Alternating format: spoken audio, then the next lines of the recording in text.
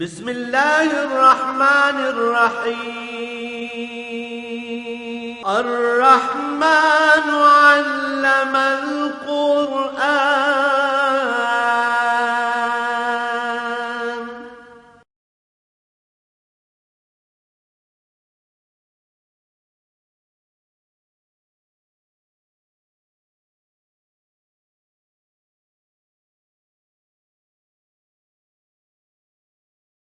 الحمد للہ رب العالمین والصلاة والسلام علی حبیبہ محمد وآلہ وصحبہ اجمعین.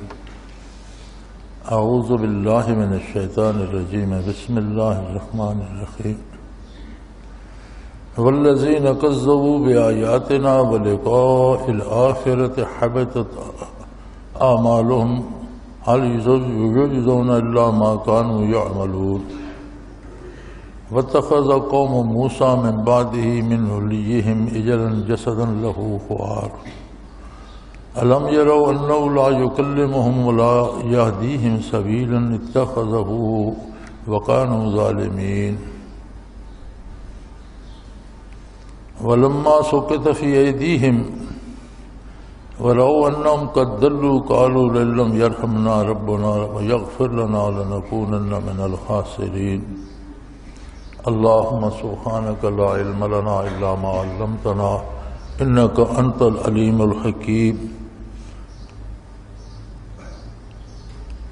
مولاي صل وسلم دائما أبدا على حبيبك خير الخلق كلهم. والذين كذبوا بآياتنا ولقاء الآخرة. یہاں ایک قانون بیان فرمایا گیا ہے جو سب کے لیے ہے، تمام بنی آدم کے لیے ہے، کہ جو لوگ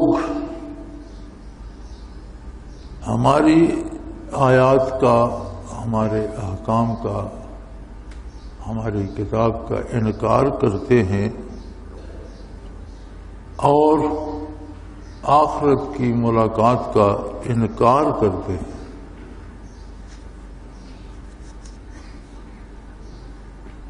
انکار دو طرح سے ہے.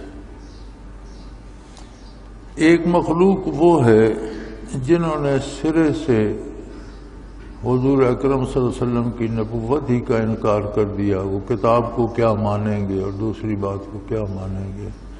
سری کافر جو ہیں. ایک یہ انکار اعتقادی ہو گیا کہ عقیدتاً جو لوگ کافر ہیں، اور یہاں ذکر بھی انکار اعتقادی کا ہے، لیکن اس میں احتیاط کا پہلو یہ ہے کہ انکار عملی بھی کم مضر نہیں ہے. ائمہ کرام کے نزدیک ایمان عمل کا نام ہے. عمل گواہ ہے ایمان کا. ایمان ایک دعویٰ ہے. بندہ کہتا ہے میں مومن ہوں، میں مسلمان ہوں، میں ایمان رکھتا ہوں، یہ ایک دعویٰ ہے. اب اس کے جو کردار ہے وہ اس پہ گواہی دیتا ہے کہ یہ مسلمان ہے، حرام نہیں کھاتا، حلال کھاتا ہے، جھوٹ نہیں بولتا، سچ بولتا ہے، فرض کے وقت فرض عبادت عطا کرتا ہے، نفل کے وقت نفل پڑھتا ہے، زندگی اسلام کے مطابق گزار رہا ہے، یہ مسلمان ہے. یعنی یہ گواہی اس کا کردار دیتا ہے. اگر کردار غیر اسلامی ہو جائے، جیسا کہ ہم اپنے معاشرے میں دیکھتے ہیں کہ بے شمار لوگ ایسے ہیں جو فرائض سے غافل ہیں، نماز ادا نہیں کرتے، روزہ نہیں رکھتے، زکوٰۃ ادا نہیں کرتے. بے شمار ایک طبقہ ایسا ہے جو حرام کو حلال سمجھتا ہے. مثلا سود کا نام بدل کر منافع رکھ دیا یا پرافٹ رکھ دیا یا اس طرح کے کوئی مارک اپ رکھ دیا. تو اب اگر آپ کتے یا خنزیر کا نام بدل کر دمبا رکھ دیں تو کیا وہ حلال ہو جائے گا؟ اس کا طریقہ کار لین دین وہی ہے جو شرعاً حرام ہے، اور وہ سود ہے. اس کا نام بدل دیا اور مخلوق کھائے جا رہی ہے. تو یہ عملاً انکار ہے، برائی کرنا، جھوٹ بولنا، دوسروں کا مال کھانا، رشوت لینا، غداری کرنا، تنخواہ لے لینا اور ڈیوٹی پوری نہ کرنا. تو یہ ساری چیزیں جو ہیں، ایک آدمی تنخواہ لیتا ہے یا ایک آدمی دیہڑی لیتا ہے، مزدوری لیتا ہے، کام پورا نہیں کرتا، ہیلوں بہانوں سے وقت گزار دیتا ہے، تو یہ ساری چیزیں عملی انکار میں آ جاتی ہیں کہ اس کا عمل جو ہے وہ انکار کر رہا ہے. یہاں جو ارشاد ہے یہ اعتقادی انکار کا ارشاد ہو رہا ہے کہ جو اللہ کی آیات کا انکار کر دیتے ہیں. لیکن یہ ضرور دیکھا جائے کہ بنی اسرائیل نے جب سمندر سے پار اترے اور موسیٰ علیہ السلام طور پر تشریف لے گئے تو بعد میں ایک بچڑا بنا لیا، اس کی پوجا کرنے لگے، تو یہ لوگ بظاہر تو موسیٰ علیہ السلام پر ایمان لائے تھے. یہ تو ان کے ساتھ ہجرت کرنے والے تھے، یہ تو وہ لوگ تھے جو فرعون کے خلاف ہو کر موسیٰ علیہ السلام پر ایمان لا کر ان کے ساتھ مصر سے ہجرت کر گئے.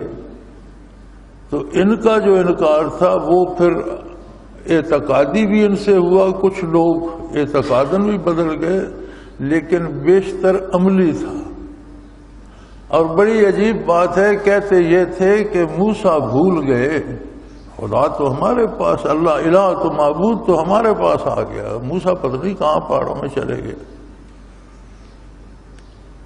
جتنے لوگ عملاً اسلام کا انکار کرتے ہیں اور غیر اسلامی چیزوں کو اپناتے ہیں، دلیل ان کی بھی یہی ہے. وہ کہتے ہیں جی یہ بات یہ مناسب نہیں ہے جس کو آپ شریعت کہہ رہے ہیں، اور یہ جو کام جو ہم کر رہے ہیں یہ مناسب ہے. گویا دبے لفظوں میں یہ بھی کہتے ہیں کہ رسول اللہ صلی اللہ علیہ وسلم سے معاذ اللہ خطا ہوئی، آپ نے جو بات بتائی وہ ٹھیک نہیں ہے، جو ہماری رائے ہے وہ ٹھیک ہے. اور یاد رکھیں نبی کے مقابلے میں رائے کی کوئی حیثیت نہیں ہے. جو نبی فرما دے وہ قطعی حق ہے، اور اس پر جو ایمان رکھتا ہے مرد یا عورت، اسے اس کے خلاف سوچنے کا بھی اختیار اللہ نے نہیں دیا کہ دل میں بھی اس کے خلاف نہ سوچے، یہ نہ یہ کہ زبان سے نکالے. اور اگر کوئی یہ جرم کرتا ہے حبطت اعمالہم، تو پھر اس نے جو نیکیاں کی ہوئی ہوتی ہیں وہ ضبط ہو جاتی ہیں، ان کی کوئی حیثیت نہیں ہے. بعض کافر بھی عملی دنیا میں بہت اچھے نیک کام کر دیتے ہیں. آپ کے پاس لاہور میں اب بھی وہ گنگا رام اسپتال ہے، وہ گنگا رام نے بنایا تھا، آج تک لوگ اس سے استفادہ کر رہے ہیں اور علاج کروا رہے ہیں. کنویں بنا دیتے تھے ہندو بھی، تالاب بنا دیتے تھے، غریب کی مدد کر دیتے تھے. تو یہ جو نیک کام کوئی غیر مسلم کرتا ہے یا جس کا اللہ اور آخرت پر ایمان نہیں ہے، وہ اللہ اور آخرت کے لیے کرتا نہیں ہے. بنیادی طور پر جو اللہ کریم پر ایمان ہی نہیں رکھتا، جو آخرت پر یقین نہیں رکھتا، وہ آخرت کے اور اللہ کے لیے کام کیوں کرے گا؟ وہ کرتا ہی کسی دنیاوی فائدے کے لیے. اس کے ذہن میں ہوتا ہے کہ یہ خیراتی کام کر دوں تو کوئی مصیبت ٹل جائے گی، بیماری ٹھیک ہو جائے گی، میری شہرت ہو جائے گی، نیک نامی ہو جائے گی، لوگ کہیں گے اچھا آدمی ہے اس نے یہ خیراتی کام، یا اس سے مجھے کچھ دولت آ جائے گی، پیسے آئے، کوئی نہ کوئی دنیاوی مقصد ہوتا ہے. اس لیے اس کا اخروی اجر نہیں ملتا. اخروی اجر کے لیے اللہ پر یقین، اللہ کے نبی پر ایمان، آخرت پر یقین، اور اس امید سے کرنا کہ اس سے اللہ کریم راضی ہوں گے اور میری خطائیں معاف فرمائیں گے اور آخرت میں مجھے اس کا اچھا بدلہ ملے گا. نیک عمل کے لیے بنیادی عقیدہ ضروری ہے. سو فرمایا یہ تو قانون ہے، والذین کذبوا بآیاتنا ولقاء الآخرۃ حبطت اعمالہم. جو لوگ اللہ کی آیات کا انکار کرتے ہیں یا آخرت کی ملاقات کا انکار، ان کے اعمال ضبط ہو جاتے ہیں، غارت ہو جاتے ہیں. هل یجزون الا ما كانوا یعملون. اور بات بھی سچ ہے کہ وہی اجر ملے گا جو وہ کرتے تھے. اگر کرتے ہی دنیا کے لیے تھے تو اجر بھی دنیا میں ہی ملے گا، آخرت کے لیے کریں گے تو آخرت کا اجر پائیں گے. وَاتَّخَذَ قَوْمُ مُوسَىٰ مِن بَعْدِهِ حُلِّيِّهِمْ عِجْلًا جَسَدًا لَهُ خُوَارٌ أَلَمْ يَرَوْا أَنَّهُ لَا يُكَلِّمُهُمْ وَلَا يَهْدِيهِمْ سَبِيلًا اتَّخَذُوهُ وَكَانُوا ظَالِمِينَ. موسیٰ علیہ السلام تو طور پہ چلے گئے، ان کے ساتھ انہی کی بنی اسرائیل میں سے ہی ایک شخص عملیات اور جادو کرتا تھا، اس کا نام سامری تھا. اس نے ان لوگوں کو گمراہ کیا، اور چونکہ فرعونیوں کے گھروں کا سارا کام کاج، قبطیوں کے گھر کا سارا کام کاج یہی بنی اسرائیل کے لوگ کرتے تھے، تو ان کا زیور، مال، روپیہ، پیسہ بھی ان کے ہاتھوں میں ہوتا، فلاں جگہ رکھ دو فلاں. تو جب یہ نکلے تو بہت سا زیور اور سونا چاندی بھی اٹھا کر ساتھ لے گئے. جب موسیٰ علیہ السلام طور پہ تشریف لے گئے تو سامری کو شرارت سوچی. اس نے کہا بھئی وہ سونا چاندی کا بوجھ اٹھائے پھرتے ہو، جنگلوں میں پھر رہے ہو، یہاں تم نے کون سے زیور پہن کر کسی کو دکھانے ہیں؟ لاؤ سارے جمع کرو تو میں تمہیں ایک بات بتاتا ہوں. جب وہ سارا جمع کر لیا تو اس نے اسے پگھلا کر ایک کو کھڈا سا بنا کر، سانچا سا بنا کر اس میں ڈالا، اور وہ ایک بچھڑے کی شکل کا جانور بن گیا. اجلاً جسداً لہو خوار، ایک قالب تھا جس میں سے کوئی آواز آتی تھی، بے معنی سی، موہوم سی آواز آتی تھی. اب وہ سونے کا بچڑا تو بن گیا، تو زندہ تو تھا نہیں، لیکن اس میں زندگی کے آثار تھے. جس طرح جانور آواز نکالتے اس طرح کی کوئی آواز وہ نکالا کرتا تھا. اب یہ بڑی عجیب بات ہونے لگی کہ سونے کا بچڑا ہے لیکن یہ عام جانوروں کی طرح آواز نکال رہا ہے، اس میں زندگی کے آثار ہیں. اور انہوں نے یہ نہ سوچا الم یروا انہ لا یکلمہم ولا یہدیہم سبیلا، انہوں نے یہ نہ سوچا کہ یہ صرف بے معنی آواز نکالتا ہے، ان سے بات تو نہیں کرتا، نہ ان کی بات سمجھتا ہے، نہ اس کا جواب دیتا ہے، نہ ان کی رہنمائی کر سکتا ہے. تو پھر ان بیوقوفوں نے اسے کیوں معبود بنا دیا؟ وہ خود محتاج ہے، اسے اٹھا کر یہاں سے وہاں رکھتے ہیں، وہاں سے اٹھا کر وہاں رکھتے ہیں. کوئی توڑ دے تو اپنے آپ کو بچا نہیں سکتا، آپ کی بات سن نہیں سکتا، آپ کی بات کا جواب نہیں دے سکتا، آپ کو سمجھا نہیں سکتا. ولا یہدیہم سبیلا، ولا وہ کوئی راستہ نہیں بتا سکتا، زندگی کے کسی کام کے کرنے کا کوئی طریقہ آپ کو نہیں بتا سکتا. اللہ سے تعلق کا طریقہ، آخرت کا، نبی سے تعلق کا طریقہ، زندگی گزارنے کا طریقہ، لین دین کا طریقہ، دوستی دشمنی کا سلیقہ، کسی معاملے میں تمہاری رہنمائی تو کر نہیں سکتا، پھر اسے کیوں سجدے کر؟ اتخذوہ وکانوا ظالمین، انہوں نے اسے معبود سمجھ لیا، اختیار کر لیا، اور انہوں نے بہت بڑی زیادتی کی، بہت بڑا ظلم کیا اپنے آپ کے ساتھ، اپنے آپ کو تباہ کر لیا. تو کچھ لوگ، تھوڑے لوگ بچ گئے، زیادہ لوگوں نے اس کی پوجا شروع کر دی اور اس کے گرد ناچنے لگے اور جلوس بنا لیے اور اسے اٹھا کر چلتے اور آگے پیچھے مرد عورتیں نعرے لگاتے اور اچھل کود کرتے اور وہی عبادت کس کو خوش کر رہے. وَلَمَّا سُقِطَ فِي أَيْدِيهِمْ وَرَوْا أَنَّهُمْ قَدْ ضَلُّوا، پھر کچھ لوگوں کو یہ خیال آیا کہ یار اسے تو ہم اٹھائے پھرتے ہیں، یہ ہمارا کیا سنوارے گا، یہ تو خود ہمارا محتاج ہے کہ یہاں سے اٹھا دیا وہاں رکھ دیا، پھر اس کو سجدے کرنے کا کیا فائدہ. تو انہیں احساس پیدا ہو گیا، ندامت ہوئی اور سمجھ آ گئی کہ ہم سے غلطی ہوئی، ہم گمراہ ہو گئے ہیں، اور کہنے لگے قالوا لئن لم یرحمنا ربنا ویغفر لنا لنکونن من الخاسرین، اگر ہمارے پروردگار نے ہم پر رحم نہ فرمایا اور ہماری یہ خطا معاف نہ فرمائی تو پھر ہم بہت گھاٹے میں رہیں. اللہ بڑے کریم ہے، اور کسی شخص کا کوئی گناہ رحمت الہی کو عاجز نہیں کر سکتا. لیکن توبہ کے بھی قاعدے اور ضابطے ہیں. انہوں نے توبہ کر لی. پھر جب موسیٰ علیہ السلام آئے اور آپ نے تنبیہ فرمائی تو سب نے توبہ کر لی. یہ پہلے سورہ بقرہ میں ہی ذکر گزر چکا ہے.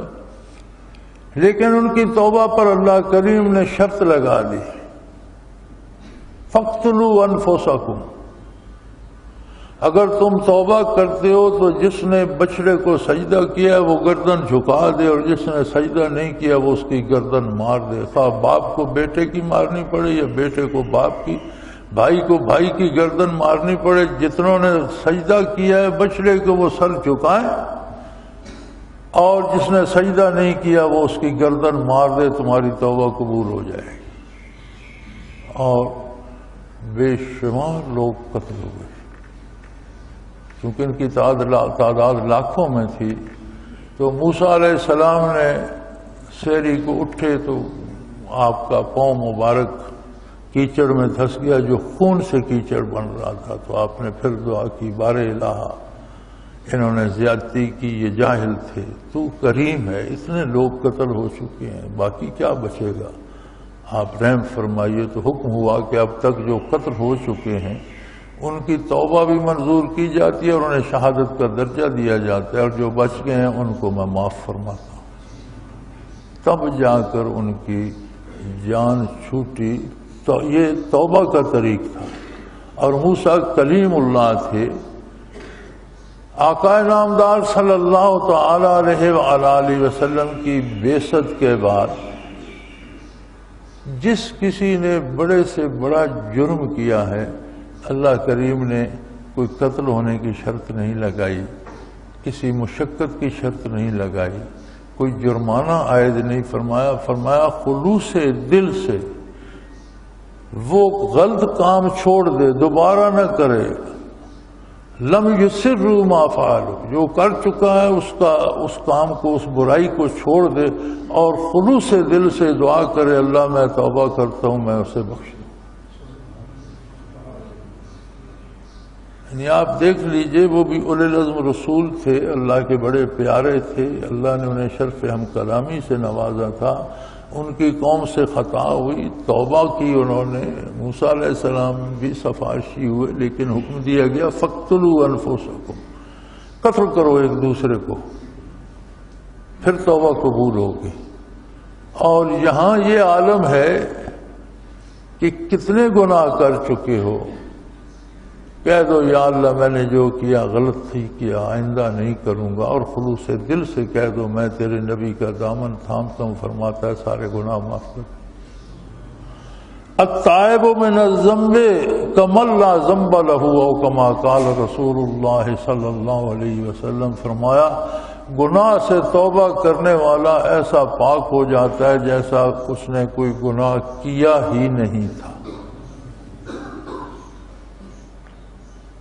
اب اتنی اللہ کی رحمت کے باوجود، اتنی کرم نوازی کے باوجود، یا بڑا ایک مسئلہ یہاں ہمارے علماء بھی اس پہ بحثیں کرتے رہتے ہیں، اور جو حالات زیادہ کرتے ہیں علماء کم کرتے ہیں، ان پڑھ لوگ زیادہ بحثیں کرتے ہیں کہ جی وسیلہ ہے حضور کا، اور دوسرے کہتے ہیں جی وسیلہ جائز نہیں ہے، وہ کہتے ہیں وسیلے بغیر کام نہیں ہوتا. یہ الجھائے رکھتے ہیں ایک دوسرے کو.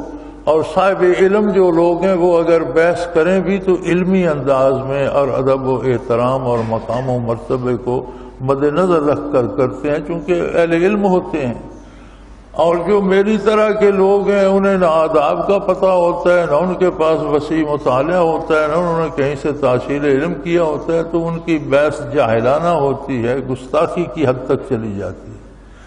بھئی بحث کرنے کی کیا ضرورت ہے؟ اب اس سے بڑا وسیلہ کیا ہوگا کہ زندگی گناہوں میں بیت گئی، 70 80 75 سال عمر ہو گئی، ساری عمر گناہ کرتے کرتے. تو فرمایا ایک دفعہ خلوص سے دل سے میرے نبی کا دامن تھام لے اور کہہ دے آج تک جو ہوا یا اللہ غلط ہوا، اب میں وہ کروں گا جو تیرے نبی کا ارشاد ہے، میں تیری ساری خطائیں معاف کر دوں. یہ وسیلہ لوگ کیوں نہیں پکڑتے؟ یعنی وسیلوں پہ بحث تو ہوتی ہے، جائز ہے ناجائز ہے یہ ہے وہ ہے، لیکن اس پہ تو کوئی بحث کی بات نہیں۔ توبہ کا معنی یہی ہے کہ حضور صلی اللہ علیہ وسلم کا دامن تھام لے، عقیدہ بھی وہ رکھے جو حضور نے عطا فرمایا اور عمل بھی وہ اختیار کرے جو حضور نے حکم کرنے کا حکم دیا ہے۔ بات ختم ہو گئی، زندگی بھر کی خطائیں معاف ہو گئی، بلکہ یبدل اللہ سیئاتہم حسنات،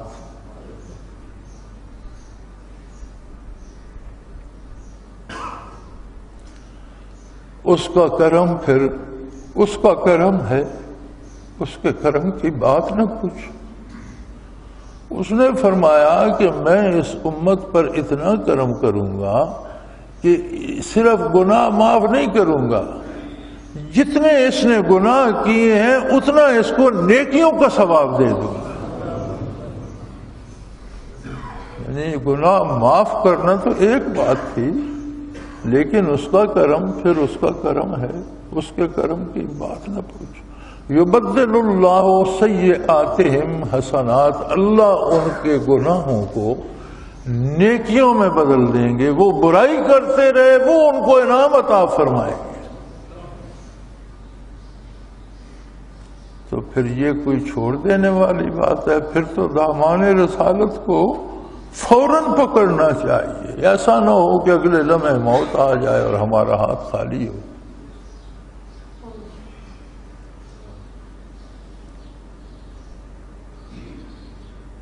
تو جب وہ نادم ہوئے اور انہیں خیال آیا کہ ہم نے غلطی کی، تو کہنے لگے اب اللہ ہی رحم کرے اور ہمارے گناہ معاف کرے، ورنہ ہم بہت گھاٹے میں چلے گئے۔ تو اللہ نے ان پہ رحم فرمایا، ان کے گناہ معاف فرمائے، لیکن توبہ کا طریقہ بڑا مشکل تھا۔ وَلَمَّا رَجَعَ مُوسَىٰ إِلَىٰ قَوْمِهِ غَضْبَانَ آسِفًا، موسیٰ علیہ السلام جب واپس آئے اور قوم کا حال دیکھا تو دکھ اور غصے دونوں کیفیات آپ پر ہیں۔ ایک تو دکھ ہوا کہ دیکھو ان ظالموں کو، دیکھو میں انہیں فرعون کے قہر سے چھڑوا کر سمندر چیر کر اللہ کی رحمت کے زیر سایہ لایا ہوں، اور یہ پھر بچڑے بنا کر پوجنے لگ گئے۔ بڑا دکھ ہوا انہیں، اور پھر غصہ بھی آیا۔ اللہ کے لیے غصہ کرنا بھی سنت انبیاء، لیکن اللہ کے لیے ہو، اپنی ذات کے لیے نہیں۔ فرمایا قال بئس ما خلفتمونی من بعدی، تم لوگوں نے میرے بعد میری خلافت کا حق ادا نہیں کیا، میری نیابت کا حق ادا نہیں کیا، بہت برا کیا تم لوگوں۔ اسرائیلیوں نے ہی کیا ہوگا، ہم تو حضور کی خلافت کا حق ادا کر رہے ہیں۔ قرآن کس سے حقائقیں بیان کرنے کے لیے بیان نہیں فرماتا۔ قرآن یہ جو قصے، قرآن تاریخ کی کتاب نہیں ہے، قرآن کتاب ہدایت ہے۔ تاریخ کی کتاب ہوتی تو ہر قصے کو ایک جگہ مربوط کر کے طویل کر کے کہانی لکھ دیتی، لیکن اس کتاب میں تو موسیٰ علیہ السلام کا ذکر بھی جا بجا بکھرا پڑا ہے۔ جس ذکر سے جو پہلو اصلاح کا، جس قصے کے جس حصے سے جو پہلو اصلاح کا نکلتا ہے اور جو موضوع زیر بحث ہے وہاں اس کی ضرورت ہے، قرآن وہ بیان کرتا ہے۔ دوسری جگہ دوسرا پہلو ضروری ہے، وہاں وہ ارشاد فرماتا ہے۔ یہاں فرما رہا ہے موسیٰ علیہ السلام کو بہت دکھ بھی ہوا، بہت غصہ بھی آیا، اور فرمانے لگے بئس ما خلفتمونی من بعدی، میرے بعد تم نے جو میری نیابت بہت بری کی یار، تم نے تو دین ہی بدل کے رکھ دیا۔ دین پر عمل نہ کرنا تو اور بات تھی، تم نے تو دین تبدیل کر کے رکھ دیا، کتنا بڑا ظلم کیا تم نے۔ ہم تو کوئی ایسی تکلیف اپنے رسول کو نہیں دے رہے، ہم مسلمان جو کہلاتے ہیں، ہمارا تو سارا نظام اسلامی ہے، اور اگر ہم نے بھی بدل دیا ہے تو پھر ان اسرائیلیوں میں اور ہم میں کیا فرق ہے؟ بلکہ ہم ان سے بڑے مجرم ہیں، جبکہ ہمارے دانشور کہتے ہیں یہ گئی گزری بات ہے جی۔ اگلے دن ایک ٹی وی پہ کہہ رہا تھا سرکاری بندہ وہ جی اللہ اکبر کا زمانہ رخصت ہوا، یہ صریح کفر ہے، کہنے والا کافر ہے۔ اللہ کا نام رخصت ہونے کے لیے نہیں ہے، اللہ کا دین رخصت ہونے کے لیے نہیں ہے، یہ نزول سے لے کر قیامت تک رہے گا۔ یہ قرآن بھی رہے گا، اس پر اس کے پڑھنے والے بھی ہوں گے، اس کو سمجھنے والے بھی ہوں گے، اس پر عمل کرنے والے بھی ہوں گے، تھوڑے ہوں یا زیادہ، یہ بندوں کے اپنے اپنے نصیب، لیکن کوئی انہیں ختم نہیں کر سکتا۔ اللہ اکبر اللہ ہی کو زیب ہے، اگر اللہ اکبر ہی چلے گئے تو باقی بچا گیا۔ یعنی آپ جرأت دیکھیں، اور سارا نظام کافرانہ ہی نہیں، وہ نظام ہے جسے انگریزی میں سلیوری سسٹم کہتے ہیں، غلامانہ نظام ہے، انگریز نے بنایا تھا۔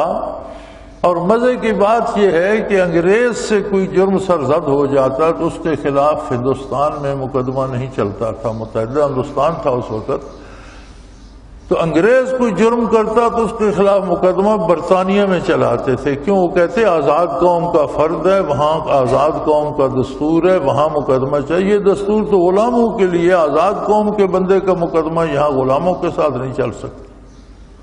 اور ہماری بدنصیبی دیکھیے کہ پون صدی ہو گئی، پون صدی میں کسی نے آئین و دستور کو اس غلامانہ نظام سے نکالا نہیں، کوئی اپنا دستور و آئین بنایا نہیں، اور اگر بنایا غلطی کی اس پر عمل نہیں ہوا، وہ صرف کاغذوں میں چند کاغذ پرزے لکھے ہوئے رہ گئے۔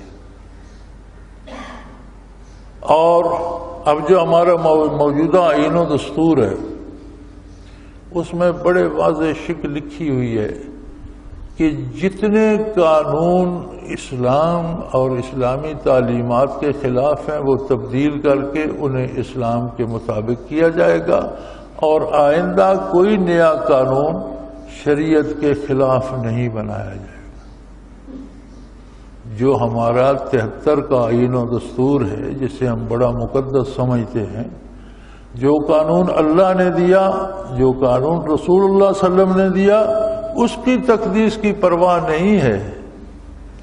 جو اسمبلیوں نے بنایا وہ بڑا مقدس ہے، چلو وہی مقدس ہوگا، لیکن اس مقدس کی بنیاد، اس میں شروع ہی میں یہ بات لکھی گئی ہے کہ جتنے قوانین ملک میں رائج ہیں اور وہ خلاف شریعت ہیں ان کو ختم کر کے ان کو شرعی قوانین کے مطابق ڈھالا جائے گا، اور آئندہ کوئی قانون خلاف شریعت نہیں بنائے۔ کیا اس پر عمل ہوا آج تک؟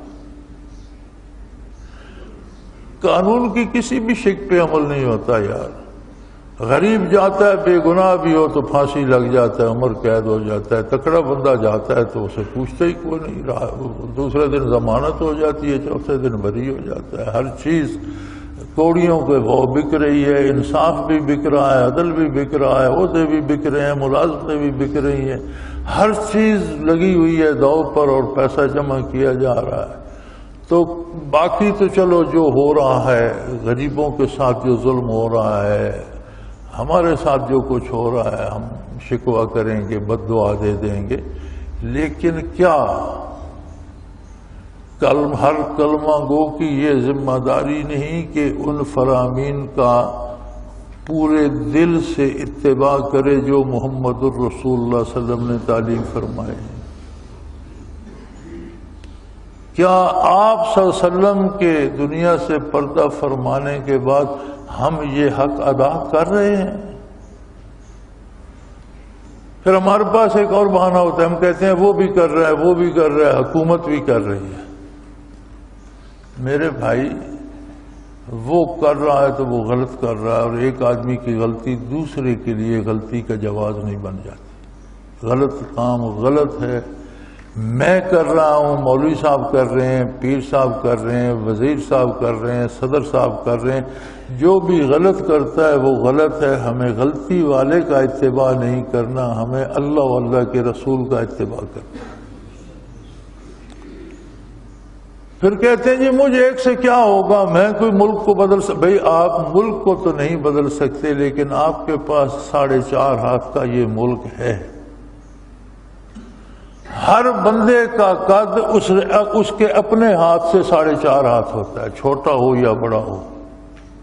ایک اصول ہے طبی کہ ہر بندے کا قد جو ہوتا ہے اس کے اپنے ہاتھ کے اعتبار سے 4.5 ہاتھ ہوتا ہے۔ تو 4.5 ہاتھ کا ایک بدن تو آپ کے پاس ہے امانت اللہ کی، اس پر آپ نے اسلام نافذ کیا ہوا ہے، اس کی غذا حلال ہے جو رسول اللہ صلی اللہ علیہ وسلم نے طریقہ بتایا، اس کو آپ حرام تو نہیں کھلا رہے، اس سے آپ نیکی کا بوجھ اٹھواتے ہیں یا برائی کا، اس سے جھوٹ بلواتے ہیں یا سچ کہتے ہیں، اس سے جائز محنت مزدوری کرتے ہیں یا چوری رشوت کرتے ہیں، یار کم از کم اس 4.5 ہاتھ کے ذمہ دار تو ہم بنیں، اپنی اپنی اصلاح تو کریں، یہ تو بنیاد ہے۔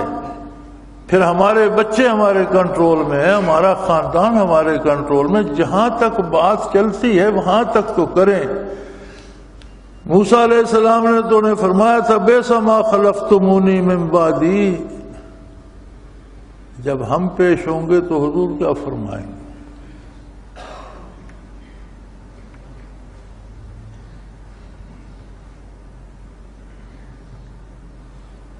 ایک منظرنامہ قرآن نے پیش کیا ہے قیامت کا، روز حشر کا۔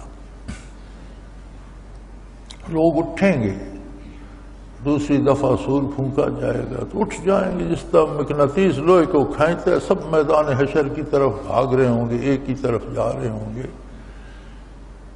تو جو دنیا میں مسلمان کہلاتے تھے وہ سارے بھاگیں گے لوائے حمد کی طرف، محمد الرسول اللہ صلی اللہ علیہ وسلم کا اپنا جھنڈا کھڑا ہوگا، ہر نبی اپنی جگہ کھڑا ہوگا، ہر کی امت اپنے نبی کی طرف بھاگ رہی ہوگی، کافر آوارہ ہوں گے اور بھاگ رہے ہوں گے۔ تو کلمہ گو سارے بھاگیں گے حضور صلی اللہ علیہ وسلم کے جھنڈے مبارک کی طرف، تو حضور حکم دیں گے، دعا فرمائیں گے اللہ یہ بہت سے لوگ جو ہیں ان کو میری طرف مت آنے دیا جائے، ان کو روک لیں، ان کو مجھ سے الگ کر دیں، ان کو اس طرف دھکیل دیں۔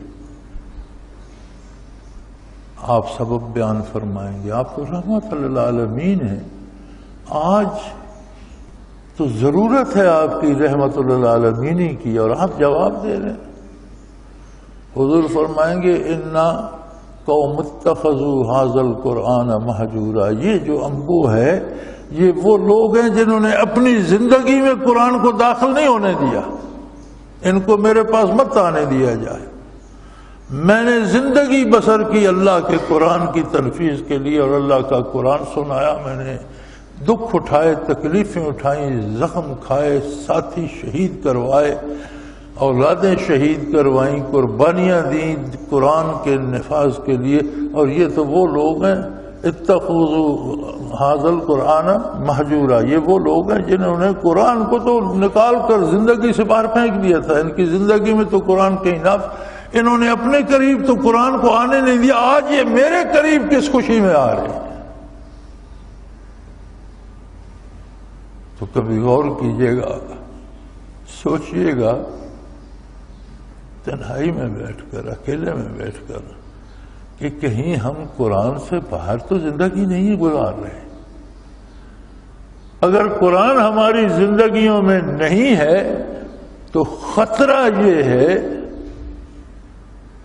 کہ جہاں سے رحمتیں بٹتی ہیں وہاں سے ہمیں دھتکار دیا جائے تو پھر تو کوئی جائے پناہ نہیں ہو۔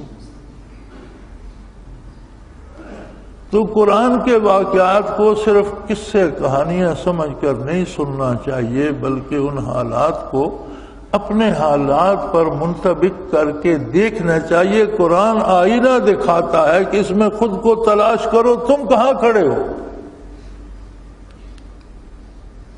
فرمایا عاجلتم امر ربکم، میں طور پر گیا تھا تمہارے لیے اللہ سے کتاب لینے، اور تم نے اللہ کی کتاب آنے سے پہلے اپنی عقل سے جو کچھ بنتا تھا جوڑ لیا، تم نے اپنے پروردگار کے حکم کا انتظار نہ کیا اور اپنی عقل پر بھروسہ کر کے تم نے اپنے نبی کی واپسی کا انتظار نہ کیا، اور جو کچھ تمہارے دماغوں میں بھس بھرا ہوا تھا اس سے سوچ کر ایک چیز، تم نے کتنا بڑا ظلم کیا۔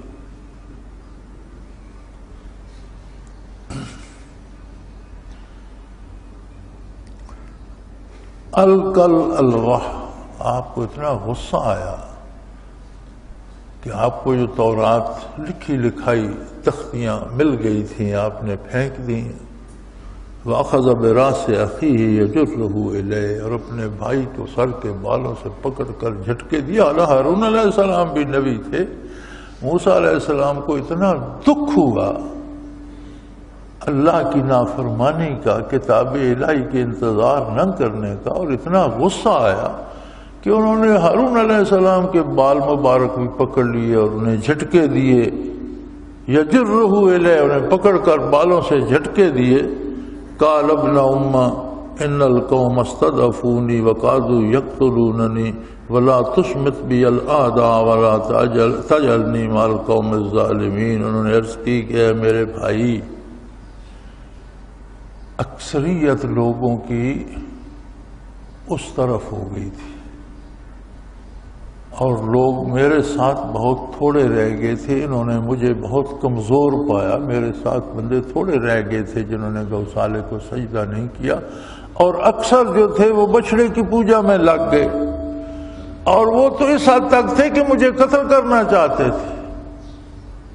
میں نے جب روکا، میں نے جب منع کیا تو وہ بپھر گئے. قادو یقتلوننی، وہ مجھے قتل کرنا چاہتے تھے.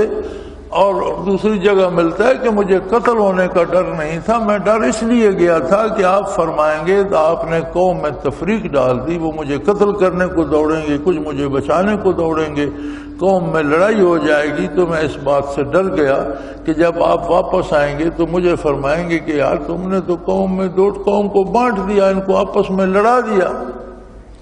اس لیے میں نے اس حد تک میں نہیں گیا.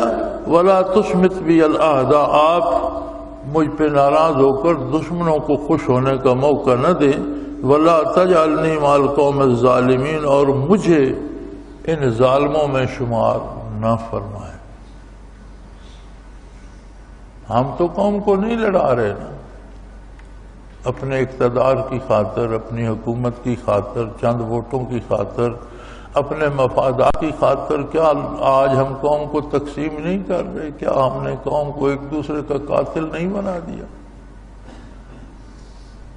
کیا یہ سارا آئینہ آج ہمارے سامنے نہیں آ رہا بنی اسرائیل کی حقائق سے کہ ہم کیا کر رہے ہیں اور ہمارے سیاسی لیڈر کیا کر رہے ہیں اور ہمیں کہاں لے جا رہے ہیں؟